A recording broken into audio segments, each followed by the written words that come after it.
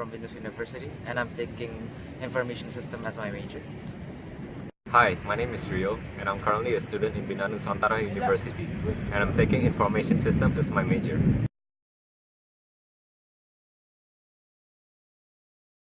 So today, we're going to talk about branding.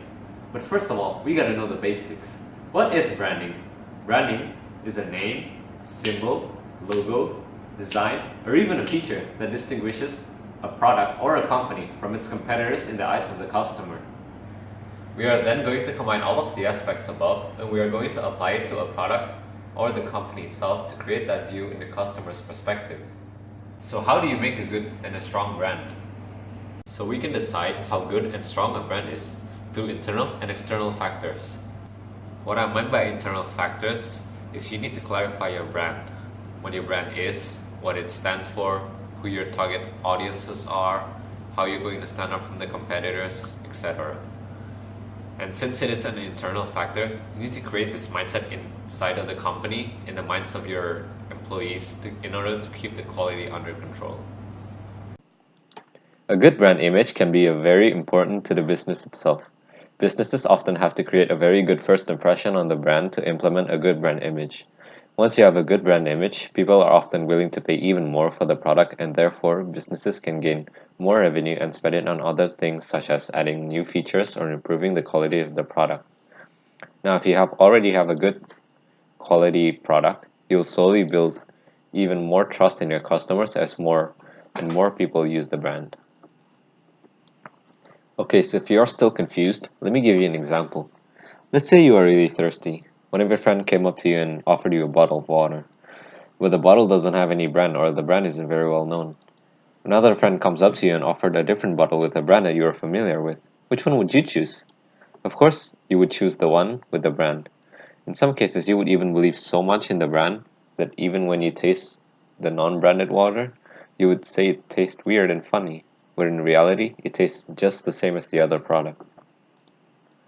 It is very important to keep the brand image good because once the trust is lost, it can be very hard to regain the customer's trust again and change the customer's mind. For example, we are a business that provides a cloud storage, which is an online storage, and we let our guard down and hackers manage to get into our servers and leak the data of our users. People might never ever want to use our product again because they would be scared that such things will happen again. And presence is also a very important aspect. Without presence, the customer will not know about the existence of your brand. Therefore, it's very important to pick a proper media to promote your brand. And that is when communication comes into play. So basically, communication in general is exchanging one information to another and making sure the receiver understands the message. Now, in a marketing's perspective, communication is informing about your brand to the market so that they're aware about your brand's existence. Communication can be done through online and offline communication. Now, what is online communication? Online communication is that communication which involves internet to reach out to the customer, such as social media, website, or online advertisement. Offline communication is pretty much self-explanatory.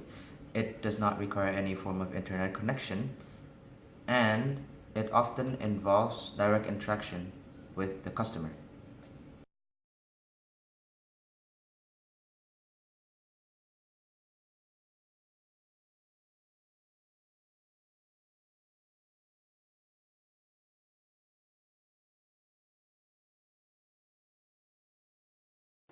Although printed medias are not as popular anymore, a common example of printed media is advertisement through newspaper.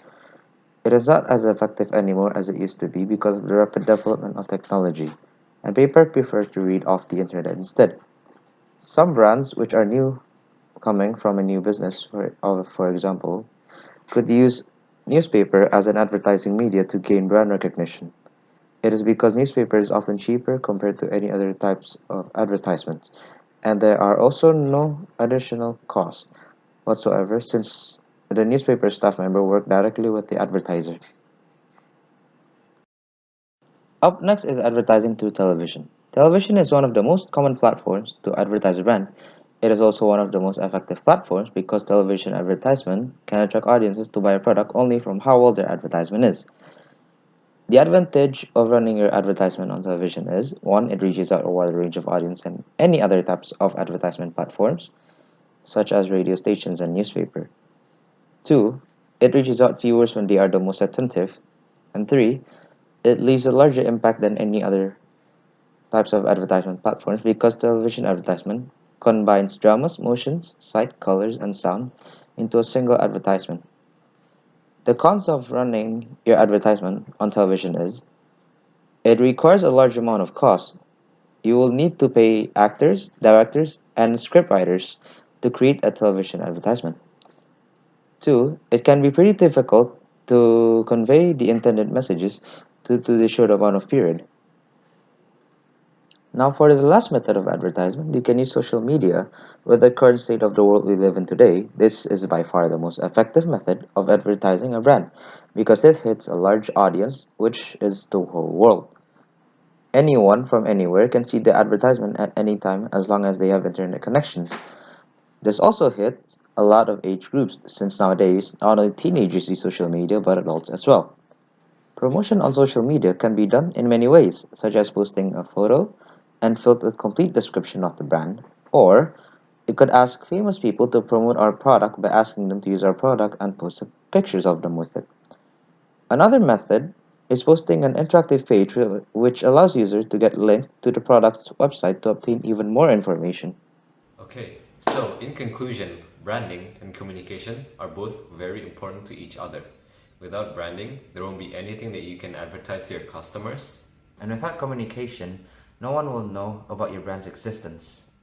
Although there are many forms of advertisement, remember that we should always use a suitable method. With that being said, we would like to thank you for watching and have a nice day.